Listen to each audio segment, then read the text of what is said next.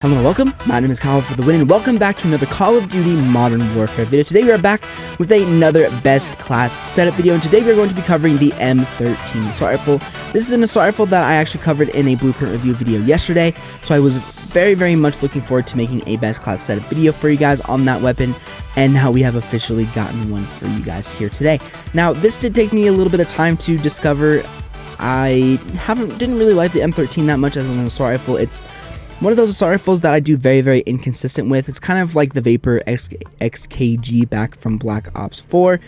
There's always an SMG in Call of Duty that I just don't do very well with, and the M13 turns out to be that gun for me within Modern Warfare. For some reason, I just never really do that well with this weapon, mostly because I think it's kind of underpowered compared to most of the other assault rifles within the game.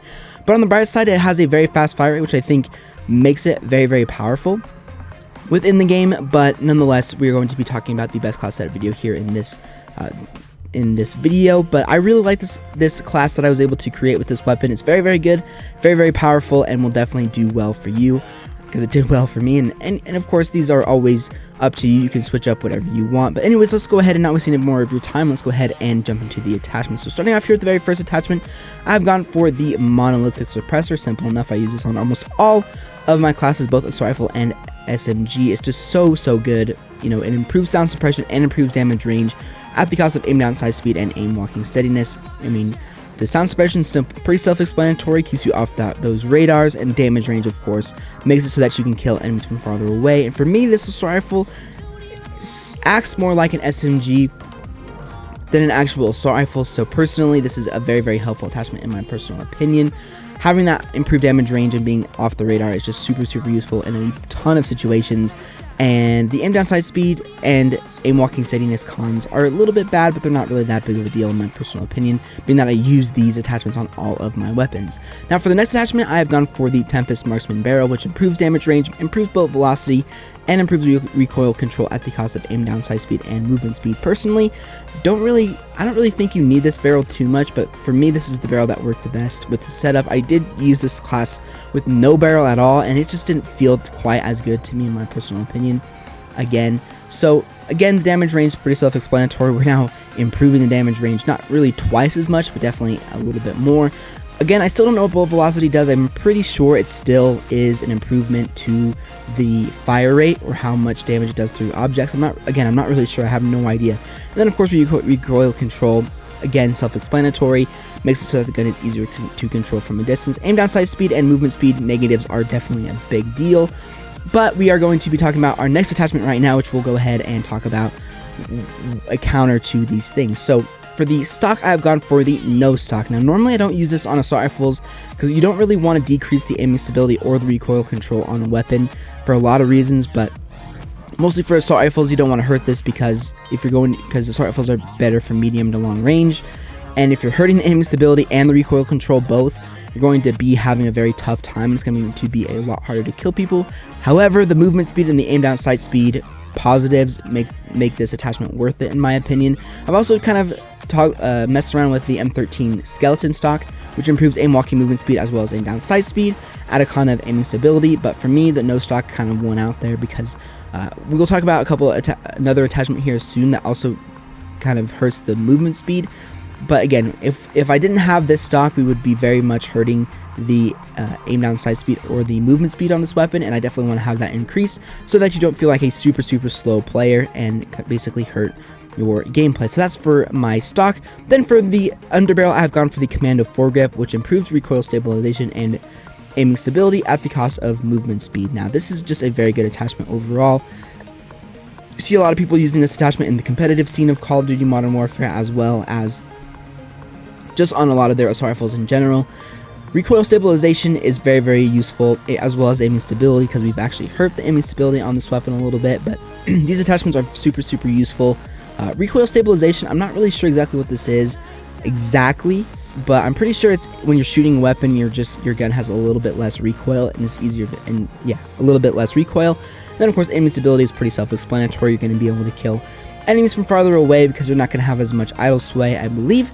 And then, of course, we have a movement speed hurt punishment again. But again, due to the fact that we have the skeleton or the no stock on the weapon, you're going to be very mobile with this weapon, don't worry. And last but not least, for my ammunition, I've gone for the 50 round mag, which improves magazine ammo capacity at the cost of aim down sight speed and movement speed. I normally never use extended mags on weapons, but for me, the M13 requires this attachment. I don't know about you guys, but I don't really like the reload speed on this weapon. It feels kind of slow for the fire rate that you have with this assault rifle, and just having the 50 round mags is super useful. You can take out 3 to 4 people with a single clip instead of having to reload every single time you get 1 or 2 kills. So for me, it's very useful having the 50 round mag. It's not a very in-depth attachment to go over. It's pretty much very self-explanatory, but it's a very good attachment in my opinion with this weapon. It absolutely does work and works really well with all these attachments that we have on the weapon. And now we have officially covered the entire weapon in all of its entirety, which is pretty dang awesome. So as I said, the M13 is pretty good, but be warned, it is an inconsistent weapon, so you will probably do not the best with this weapon, but this class I think will definitely help you out with doing a little bit better. Now just jumping in here with a secondary, I've actually gone and made myself an official Renetti good class, but I will just put the image on the screen right now so you guys can check it out. I won't go too in depth, but for the attachments I've gone for the tactical suppressor, the MK3 burst mod, the FTAC Satis CSX stock, the 27 round mag, and finally the XRK Pro grip. This is a very good attachment for this pistol, and the reason that I've gone for this simply enough is that I want to make sure that I can have a very reliable secondary just in case I run out of ammo with this weapon. I know that we have the 50 round mags on the M13, but if you go on like a 5 to 10 kill streak, you probably will be out of ammo, so you're going to have to rely on this pistol, and this pistol is very good and very reliable in my personal opinion. Again, I quit. I'm going to stop saying that from now on. But again, the Renetti is super good. It's just a very reliable pistol, and it's definitely worthwhile when you run out of ammo. You can easily pull it out, kill an enemy very quickly because of that Mark III burst mod, and overall it's a very useful weapon. And now that we have all of the primary and secondary out of the way, we'll go ahead and talk about the perks very quickly, as well as the lethal and tactical, because those have pretty much, no, they have stayed the exact same from the previous best class set of videos. So of course for the perk 1, I've gone for EOD simply enough. I don't like dying by explosives. I just die a little bit less by explosives within this game. You know, you run through a building, you get hit by a bouncing Betty, you can run away and heal, you don't die instantly. Next for perk 2, I've gone for Ghost. Simply enough, I want to stay off the radar with all of these classes. As I said in almost all of my best class setup videos, when I play Modern Warfare, the way that I succeed and the way I play well in this game is by running around and getting behind enemies, and without Ghost, you're going to be putting yourself at a serious disadvantage, especially because a lot of people use Ghost in this game. But of course, the perk 2 is kind of up to you. There's a lot of good perk 2s, but for me personally, Ghost is where it's at, just so I can be stealthy, get behind enemies, and stay off those radars. And last but not least, for my perk 3, I've gone for Tracker once again. Simply enough, it's an amazing perk. Enemies leave behind a footprint trail, see markers at enemy death locations, and hide the death markers of enemies you kill. Again, same with that, same kind of concept with Ghost. I love flanking people in this game. That's how I succeed the best. And with Tracker, you know where enemies are running away from, so if you lose an enemy for some reason, you can find them. And overall, Tracker is a very useful perk. I also recommend Battle Hardened within the perk 3 as well, you know, just so that we have the best of both worlds. We don't die by explosives as easy, and we don't die by stuns and flashbangs as easy. But again, that is up to you. Me personally, I've gone for Tracker. It's my favorite perk 3 in the game, and it was one that I use all the time. Next, for my lethal and tactical, I've gone for once again the Semtex as well as the Stim.